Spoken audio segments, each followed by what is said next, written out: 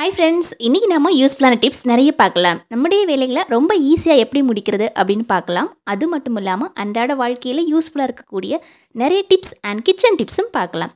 வாங்க நம்ம வீடியோக்குள்ள போலாம். நாம இப்ப பார்த்துட்டு இருக்கிறது மைக்ரோ கிரீன்ஸ் அப்படினு சொல்லுவாங்க. நாம இத வளர வைக்கிறதுக்கு பெரிய பிளேஸ் வேணும், அதாவது பெரிய இடம் வேணும் அப்படின்னு அவசியம் இல்லைங்க. ஜஸ்ட் நமக்கு ஒரு ஜன்னல் ஓரம் இருந்தாவே போதும். இதை நம்ம ஈஸியாக வளர்த்து எடுத்துக்கலாம். பெரிய கார்டனிங் வைக்கணுன்னோ இல்லை பெரிய நிலம் வேணும்னோ கிடையாது. ரொம்ப சிம்பிளாக நம்ம இந்த மாதிரி பாட்டிலேயே வளர்த்து எடுத்துக்கலாம். நிறைய சத்துக்கள் உடையது இந்த மைக்ரோ கிரீன்ஸ். நான் இப்போ உங்களுக்கு காமிக்கிறேன் பாருங்கள். கொஞ்சம் தான் மணல் வச்சுருக்கிறேன். கொஞ்சம் ஒரு கைப்பிடி அளவுக்கு தான் போட்டு வச்சுருந்தேன். அதுவுமே வேஸ்ட் பாட்டிலில். நாம் இப்போ பார்க்குற இந்த மைக்ரோ கிரீன்ஸ் பச்சை பயிரில் செஞ்சது. அதாவது பச்சை பயிறு நல்லா ஊற வச்சுட்டு அதுக்கப்புறமா இந்த மாதிரி எடுத்து போட்டோம் அப்படின்னா ரொம்ப சூப்பராக இது 5 நாளாக நமக்கு வளர்ந்து கிடைக்கும். இது நாம் சமைக்கிறதுக்கு முன்னாடி நல்லா தண்ணியில் வாஷ் பண்ணிவிட்டு இந்த மாதிரி குட்டி குட்டியாக கட் பண்ணி எடுத்துக்கலாம். இது நம்ம தனியாக கீரை மாதிரி சமைக்கணும் அல்லது கீரை மாதிரி கடையணும் அப்படிங்கிற அவசியம் இல்லைங்க. நம்ம என்ன சமைக்கிறோமோ அது கூடவே போட்டு சமைச்சிக்கலாம். ஃபார் எக்ஸாம்பிள் நம்ம வந்து ஆம்லேட் போடுறோம் அப்படின்னா கூட அது மேலேயே அந்த இலைகளை நாம் எடுத்து போட்டால் கூட நல்ல டேஸ்ட் இருக்கும். அது மட்டும் இல்லாமல் ரொம்ப ஹெல்த்தியும் கூட. குழந்தைங்களுக்கு கூட நாம் இதை செஞ்சு கொடுத்துக்கலாம். பெரிய அளவில் கார்டனிங் வைக்காமல் நம்ம வீட்டிலையே ரொம்ப சிம்பிளாக நமக்கு அதிகமாக வெயில் இல்லாத இடங்களையே வைத்து எப்படி வளர்க்குறது அப்படிங்கிற டீட்டெயில்ஸ் உங்களுக்கு வேணும்னா எனக்கு கமெண்ட்ஸ்லேயே கேளுங்க. கண்டிப்பாக உங்கள் வீடியோவும் உங்களுக்கு நான் ஷேர் பண்ணுறேன். இப்போது நான் கொஞ்சம் இட்லி மாவு எடுத்து வச்சுருக்கிறேன். இந்த இட்லி மாவில் கொஞ்சமாக இஞ்சி போட்டு வச்சுருக்கிறேன். பாருங்கள், இஞ்சி சின்ன சின்ன பீஸாக கட் பண்ணது, கூடவே கொஞ்சம் கேரட் போட்டுக்கலாம். இப்போ நம்ம கட் பண்ணி வச்சோம் இல்லைங்களா இந்த மைக்ரோ கிரீன்ஸ், இந்த குட்டி குட்டி கீரைகளை நாம் அதில் போட்டுக்கலாம். நாம் இதை மாவில் போட்டதுக்கு அப்புறமா எல்லாத்தையும் நல்லா மிக்ஸ் பண்ணி விட்டுக்கலாங்க. பாருங்கள், இந்த மாதிரி கரண்டி வச்சு நல்லா மிக்ஸ் பண்ணி விட்டுக்கலாம். கொஞ்சமாக தேவைக்கு நம்ம உப்பு போட்டுக்கணும், அப்போ தான் டேஸ்ட் நல்லாயிருக்கும். இப்போ நம்ம நல்லா மிக்ஸ் பண்ணதுக்கப்புறமா இந்த மாதிரி இட்லி குண்டால் ஊற்றி வச்சாச்சு. ஒரு 5 நிமிஷத்துலேயே நமக்கு வந்து இந்த இட்லி நல்லா வெந்துடுச்சு பாருங்கள். ரொம்பவே ஹெல்த்தியான ஒரு டிஃபன். நாம் இதில் மைக்ரோ கிரீன்ஸ் போட்டுக்கிறதால இது கசக்குமோ அப்படின்னு பயப்பட தேவையில்லை. கண்டிப்பாக இது கசக்கவே கசக்காது. டேஸ்ட்டுமே சூப்பராக இருக்கும் பாருங்கள். இதை நான் உங்களுக்கு பிச்சு காமிக்கிறேன். நாம் இதை சாப்பிடும்போது நச்சு நச்சுன்னு தெரியுமோ அப்படிங்கிற பயப்படவே தேவையில்லை. குழந்தைங்கள்லாம் விரும்பி சாப்பிடுவாங்க. அந்த கீரையெல்லாம் நல்லா வெந்து போயிருக்கும், நல்லா சாஃப்டாக இருக்கும் நமக்கு. அதனால் நம்ம சாப்பிடும்போது அது தனியாக நமக்கு தெரியாது வாயில் கடிக்கும்போது. ரொம்பவே டேஸ்டியான இந்த டிஃபன் கண்டிப்பாக உங்கள் வீட்டில் செஞ்சு பாருங்கள். எல்லாருமே விரும்பி சாப்பிடுவாங்க. ரொம்ப ஹெல்த்தியும் கூட. அடுத்ததாக பார்த்தீங்கன்னா ரொம்பவே யூஸ்ஃபுல்லான ஒரு டிப்ஸ் தாங்க பார்க்க போகிறோம். நம்ம நிறைய பேர் தண்ணி பாட்டில் யூஸ் பண்ணுவோம். இந்த தண்ணி பாட்டிலில் இருக்கிற ஒரு முக்கியமான பிரச்சனை என்னென்னா தண்ணி அடிக்கடி லீக் ஆகுறது. இப்போ நான் வச்சுருக்கிற இந்த பாட்டிலில் பாருங்கள், உள்ளே தண்ணி இருக்குது. நம்ம வந்து லைட்டாக இந்த மாதிரி சாய்வாக வச்சாவே போதும், கையிலேயே நிறைய தண்ணி வருது. இந்த மாதிரி நம்ம தண்ணி லீக் ஆகிற இந்த பாட்டிலில் நம்ம பேக்கில் வச்சு அனுப்பினோம் அப்படின்னா நிறைய தண்ணி லீக் ஆகி நமக்கு புக்கில் எல்லாமே கொட்டிக்கும். ஸோ ரொம்ப ஈஸியாக நாம் வீட்டிலையே எப்படி சால்வ் பண்ணுறது அப்படின்னு பார்க்கலாம். இதுக்காக நமக்கு தேவைப்படுறது ரப்பர் பேண்ட். அதாவது நம்ம வீட்டில் யூஸ் பண்ணுற இந்த ரப்பர் பேண்ட், ஒரு ரப்பர் பேண்ட் எடுத்து இந்த மாதிரி இந்த பாட்டிலில் இந்த பகுதியில் போட்டு விடலாம். சப்போஸ் ஒரு ரப்பர் பேண்ட் போட்டு நல்ல டைட் ஆகலை அப்படின்னா 2 ரப்பர் பேண்ட் இந்த மாதிரி போட்டுக்கலாம். நமக்கு போடும்போது தான் தெரியும். ரப்பர் பேண்ட் போட்டதுக்கு அப்புறமா இந்த மாதிரி மூடி நல்லா டைட் பண்ணிவிட்டு அதுக்கப்புறமா தண்ணி லீக் ஆகுதா அப்படின்னு செக் பண்ணி பார்க்கலாம். இப்போ தண்ணி லீக் ஆகவே இல்லை. இப்போ நமக்கு 2 ரப்பர் பேண்ட் இது கரெக்டாக இருக்குது. இந்த டிப்ஸ் எல்லாருக்குமே ரொம்ப யூஸ்ஃபுல்லாக இருக்கும். சப்போஸ் உங்கள் வீட்டில் இந்த மாதிரி லீக் ஆகிற பாட்டில் இருந்ததுன்னா கண்டிப்பாக இந்த டிப்ஸ் ட்ரை பண்ணி பாருங்கள். இந்த மாதிரி தண்ணி லீக் ஆகவே ஆகாதுங்க. அடுத்ததாக பார்த்தீங்கன்னா ரொம்பவே யூஸ்ஃபுல்லான ஒரு கிச்சன் டிப்ஸ் தான் பார்க்க போகிறோம். நாம் இன்றைக்கி கொஞ்சமாக கோதுமை மாவு எடுத்து வச்சுருக்கிறேன். பாருங்கள், கோதுமை மாவு வச்சுருக்கும்போது நம்ம இந்த மாதிரி ஒரு பெரிய ட்ரம்மில் தான் போட்டு வச்சுருப்போம் இல்லைங்களா.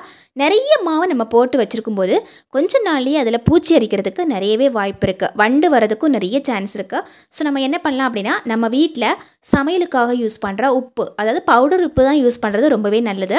சப்போஸ் நாம் இந்த மாவை எடுத்து நம்ம மறுபடியும் பிசையும் போது கல்லுப்பு போட்டோம் அப்படின்னா இடையில மாட்டிக்கும். அதனால் பவுடர் உப்பில் கொஞ்சமாக எடுத்து இந்த மாவில் நல்லா மிக்ஸ் பண்ணி வச்சுக்கிட்டோம் அப்படின்னா 6 மாதம் ஆனால் கூட இந்த மாவு ஃப்ரெஷ்ஷாக இருக்கும்.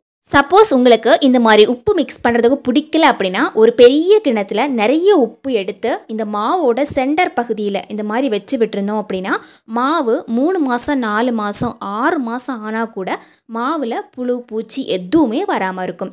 அடுத்ததாக நான் ஒரு பக்கெட் எடுத்து வச்சுருக்கிறேன். இந்த பக்கெட்டில் துணி துவைக்கிறதுக்காக யூஸ் பண்ணுற பவுடர் 1 டீஸ்பூனுக்கு போட்டிருக்கிறேன்.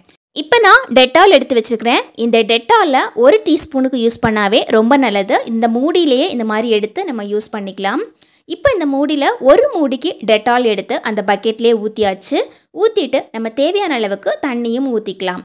ஒரு 1/4 பக்கெட் அளவுக்கு தண்ணியும் ஊற்றியாச்சு. இப்போது நம்ம வீட்டில் இருக்கிற மேட் எடுத்துக்கலாம். நான் இன்றைக்கி ஒரு 3 மேட் எடுத்து க்ளீன் பண்ணுறதுக்காக இந்த பக்கெட்டுக்குள்ளேயே முக்கி வச்சுக்க போகிறேன். நாம் எப்போவுமே மேட்டு க்ளீன் பண்ணும்போது டெட்டால் ஊற்றி க்ளீன் பண்ணுறது ரொம்பவே நல்லது. டெட்டால் நமக்கு அந்த கெட்ட வாடையெல்லாம் போக வைக்கிறதுக்கு ரொம்பவே யூஸ்ஃபுல்லாக இருக்கும். அதாவது நம்ம மேட்டை எப்போவுமே காலில் மிதிக்கிறதால அந்த மேட்லேருந்து ஒரு மாதிரி ஒரு கெட்ட வாடை வந்துக்கிட்டே இருக்கும். அந்த வாடை போகிறதுக்காக நாம் இந்த டெட்டால் யூஸ் பண்ணிக்கலாம். அது மட்டும் இல்லாமல் டெட்டால் ஒரு நல்ல க்ளீனரும் கூட.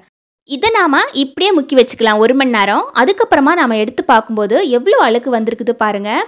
நார்மலாக நம்ம வெறுமனே தண்ணியில் ஊற வச்சா கூட நமக்கு இந்த அளவு அழுக்கு வராது. அது மட்டும் இல்லாமல் நாம் அதை டம்முன்னு போட்டு அடித்தா மட்டும்தான் அது க்ளீன் ஆகும். ரொம்ப ஈஸியாக ரொம்ப சூப்பராக நாம் இந்த மாதிரி க்ளீன் பண்ணி எடுத்துக்கலாம். நம்ம கையே வலிக்காது இந்த மாதிரி க்ளீன் பண்ணி எடுக்கும்போது.